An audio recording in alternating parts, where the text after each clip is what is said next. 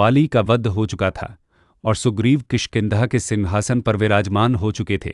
मित्रता की शपथ पूरी हुई और अब राम के कर्तव्य का समय आ गया था। वर्षा ऋतु बीत चुकी थी और आकाश से बादलों के गहरे रंग छंट चुके थे। शरद ऋतु की सुनहरी धूप में राम ने सुग्रीव को उनकी प्रतिज्ञा की याद दिलाई। सुग्रीव, जो कृतज्ञता से भरे हुए थे, ने तुरंत अपनी वानर सेना को इकट्ठा करने का आदेश दिया। देखते ही देखते किष्किंधा के हर कोने से, हर गुफा से लाखों करोड़ों वानर इकट्ठे हो गए। वे सभी अपने राजा के एक आदेश पर अपनी जान देने के लिए तैयार थे।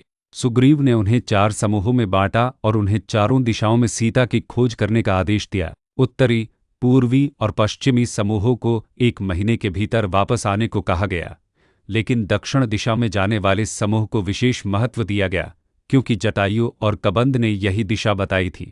इस समूह का नेतृत्व अंगद कर रहे थे, लेकिन उनकी शक्ति के पीछे वानरों के सबसे पराक्रमी और बुद्धिमान योद्धा हनुमान थे। उनके साथ जामवंत, नल, नील और कई अन्य प्रमुख वानर भी थे। राम ने हनुमान को अपनी अंगूठी दी और कहा, यदि तुम सीता को पा लेते हो तो यह अंगूठी उन्हें मेरे संदेश के रूप में दे देना। राम जानते थे कि हनुमान में वह असीम शक्ति है जो किसी और में नहीं है। हनुमान के नेतृत्व में दक्षिण की ओर जाने वाला दल निकल पड़ा। उन्होंने पहाड़ों, नदियों और घने जंगलों को पार किया, दिन रात यात्रा की। हर कदम के साथ सीता को खोजने की आशा और उनकी वापसी की चिंता बढ़ती जा रही थी। वे 1 महीने तक लगातार खोज करते रहे, लेकिन उन्हें सीता का कोई निशान नहीं मिला। अंततः वे भारत के दक्षिणी तट पर पहुंचे। उनके सामने एक विशाल, नीला और अशांत सागर था। यह हिंद महासागर था। वे सभी हताश हो गए, क्योंकि उनके पास अब आगे जाने का कोई रास्ता नहीं था।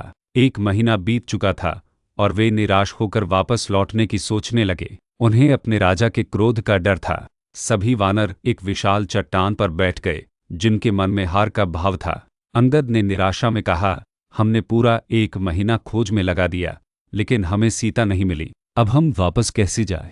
यदि हम खाली हाथ किष्किंधा लौटते हैं तो सुग्रीव हमें दंड देंगे। उनकी बातें सुनकर सभी वानर निराश हो गए। तभी वहां एक अद्भुत घटना घटी। उस विशाल समुद्र तट पर रावण का एक और भाई संपति रहता था। वह एक विशाल गिद्ध था, जिसकी आंखें इतनी शक्तिशाली थी कि वह मीलों दूर तक देख सकता था। संपाति ने जब वानरों की निराशा देखी तो उसने उनसे उनके दुख का कारण पूछा। वानरों ने उसे अपनी पूरी कहानी सुनाई। यह सुनकर संपाति ने एक गहरी सांस ली और कहा, मैंने अपनी आंखों से सीता को देखा है। मैंने रावण को सीता को ले जाते हुए देखा है। रावण ने उन्हें अपनी लंका में रखा है, जो इस विशाल सागर के पार है। संपाति के इन शब्दों ने वानरों में आशा की एक नई लहर भर दी, लेकिन जल्द ही वे फिर से निराश हो गए, क्योंकि लंका तक पहुंचने के लिए उन्हें 100 योजन लगभग 1200 किलोमीटर का सागर पार करना था, जो असंभव लग रहा था। हर कोई अपनी क्षमता के बारे में बताने लगा, लेकिन किसी की भी शक्ति उस सागर को पार करने के लिए पर्याप्त नहीं थी। तभी वानरों के सबसे अनुभवी और ज्ञानी योद्धा जामवंत उठे। उन्होंने हनुमान को देखा और उनके मन में एक विचार आया।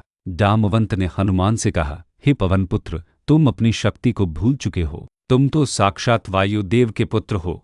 तुम अपनी माता अंजना और पिता केसरी के पुत्र हो। तुम बचपन में ही अपनी शक्तियों के कारण सूर्य को फल समझकर खा गए थे। तुम वह हो जो बचपन में अपने शक्तिशाली रूप के कारण देवताओं के लिए भी भय का कारण थे, और इंद्रदेव के वज्र से तुम्हारा कोई नुकसान नहीं हुआ। यह सब तुम्हें तुम्हारे बचपन में ही शाप के कारण भूला दिया गया था। उठो और अपनी शक्तियों को याद करो। तुम ही हो जो इस सागर को पार कर सकते हो।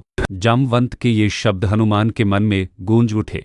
जैसे ही उन्हें अपनी शक्तियां याद आईं, उनके शरीर में एक अद्भुत ऊर्जा का संचार हुआ। वे तुरंत अपने विशाल रूप में बदल गए।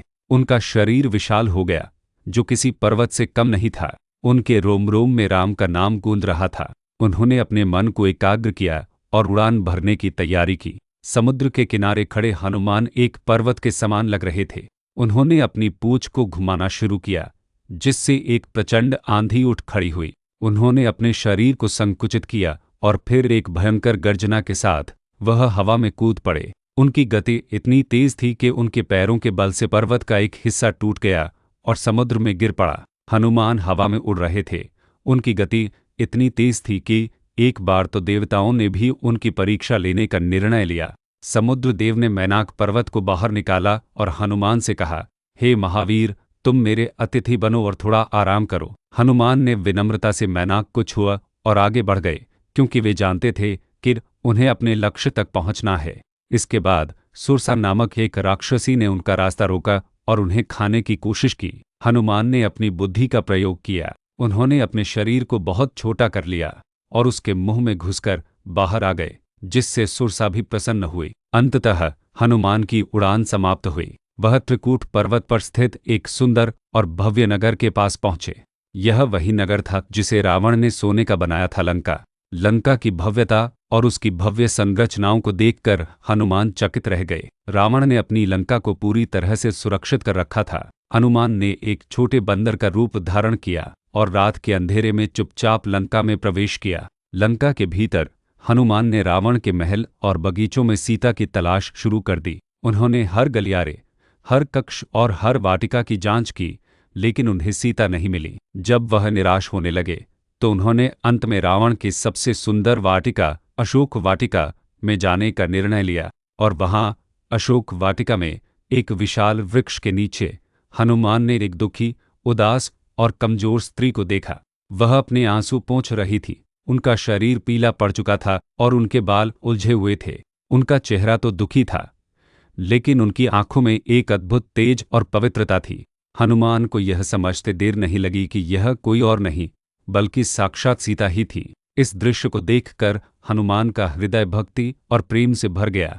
राम का नाम उनके होठों पर आ गया। यह क्षण सिर्फ एक खोज का अंत नहीं था, बल्कि एक नए युद्ध का आरंभ था। राम की प्रतिज्ञा पूरी होने वाली थी और हनुमान की लंका यात्रा सफल हो चुकी थी। अब उन्हें सीता को राम का संदेश देना था और लंका की ताकत का पता लगाना था, जिसके लिए वह एक नई योजना पर विचार कर रहे थे।